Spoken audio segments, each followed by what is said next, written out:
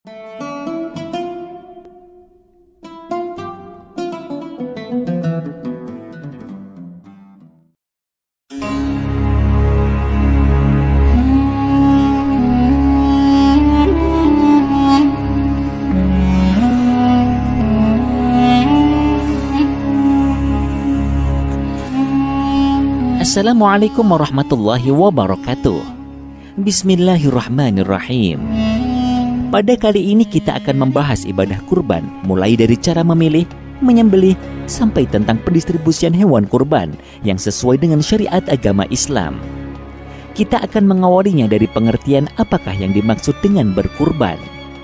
Kurban adalah mendekatkan diri kepada Allah dengan mengerjakan sebagian perintahnya berupa menyembelih hewan dengan tujuan beribadah kepada Allah pada hari raya haji atau Idul Adha dan 3 hari tasyrik, yaitu tanggal 11, 12, dan 13 bulan Dzulhijjah. Nabi Muhammad SAW tidak pernah meninggalkan ibadah kurban sejak disyariatkannya sampai beliau wafat.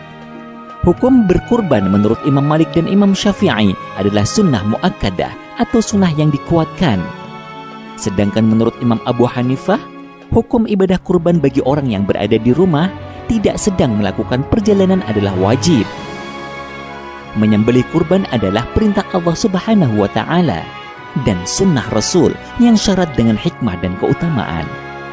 Allah Subhanahu wa Ta'ala berfirman, "Fasholli li rabbika wanhar." Artinya, maka solatlah untuk Rabbmu dan sembelihlah kurban. Al-Quran Surah Al-Kautsar ayat 2. Sabda Nabi Muhammad SAW, "Man kana lahu sa'atun wa lam yudhahi fala yaqrubanna musallana." Rawahu Ibnu Majah. Artinya, barang siapa yang berkelapangan harta namun tidak mau berkurban, maka jangan sekali-kali mendekati tempat solat kami. Hadis riwayat Ibnu Majah.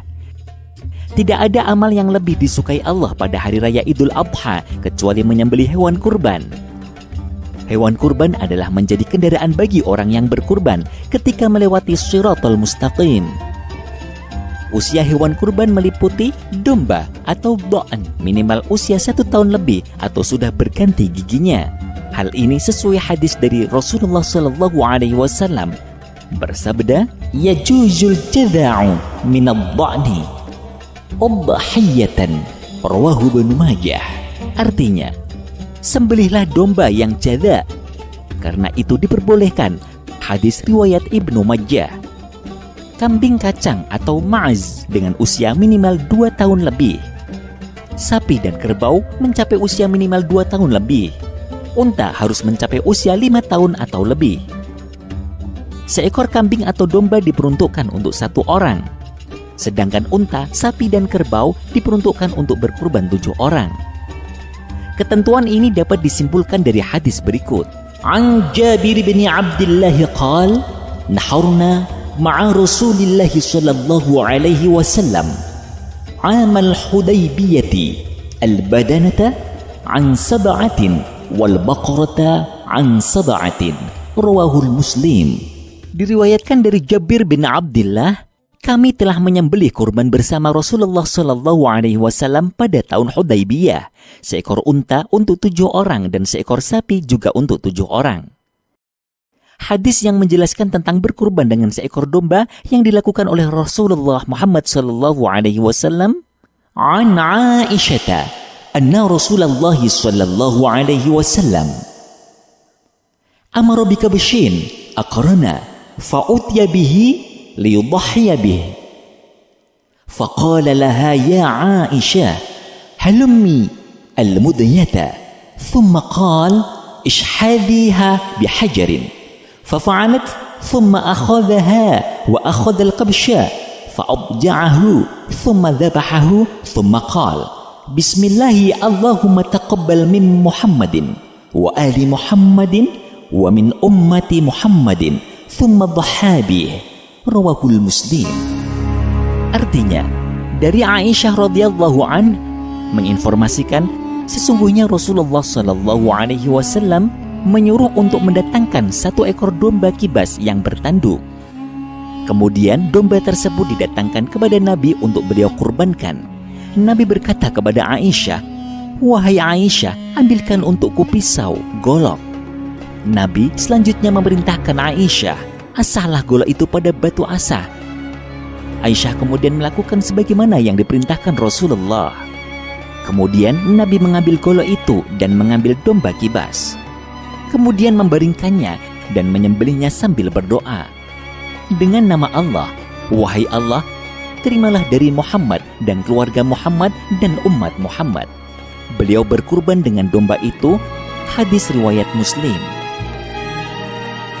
Selain kriteria yang telah disebutkan, hewan kurban harus sehat atau tidak cacat. Rasulullah Shallallahu Alaihi Wasallam bersabda, "Arba'un la tajuzu fil adahi, faqala al-awra'u bayyinun awaruha, wal maridatu bayyinun maraduha, wal arja'u bayyinun dal'uha, wal kasirul lati la tanqa." Rawahu Tirmidzi.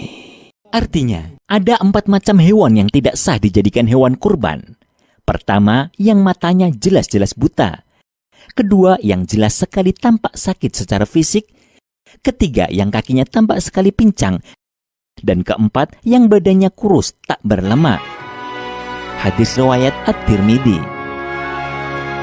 Hewan yang cacat namun masih tetap sah adalah hewan yang dikebiri dan hewan yang pecah tanduknya. Hewan yang putus telinga atau ekornya tetap tidak sah untuk dijadikan kurban. Hal itu dikarenakan cacat yang pertama tidak mengakibatkan dagingnya berkurang atau cacat batin.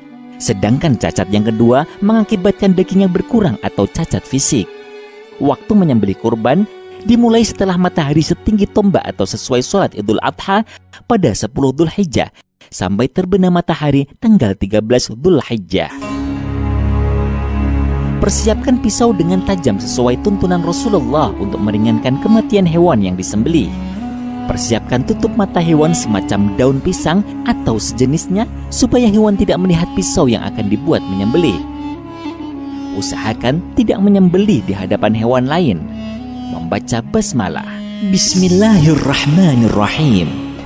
Membaca sholawat Nabi, Allahumma sholli ala Sayyidina Muhammadin wa ala ali Sayyidina Muhammadin. Membaca takbir 3 kali, Allahu Akbar, Allahu Akbar, Allahu Akbar. Menghadap ke arah kiblat baik yang menyembelih maupun hewan yang disembelih. Ketika menyembelih, jalur makanan dan nafas wajib putus. Sedangkan urat leher sunnah sampai putus. Berdoa agar kurbannya diterima oleh Allah Subhanahu wa Ta'ala dengan membaca, Allahumma hadihi minka wa ilaika fataqabbal minni ya karim. Artinya, ya Tuhanku, hewan ini adalah nikmat darimu, dan dengan ini aku bertakarrub kepadamu. Karenanya, wahai Tuhan yang Maha Pemurah, terimalah takarrubku. Daging kurban disunahkan distribusinya dalam keadaan masih mentah, sedangkan daging akikoh didistribusikan ketika sudah matang. Khusus akikoh, usahakan ketika memotong-motong, jangan memecah-mecah tulang. Ketika pendistribusian daging kurban, harus ada bagian tulang walaupun hanya sedikit. Harus ada yang diberikan kepada fakir miskin. Bagi yang berkurban dan keluarganya, hanya boleh ikut mengkonsumsi maksimal 1/3 dari jumlah semua daging. Semoga bermanfaat. Wassalamualaikum warahmatullahi wabarakatuh.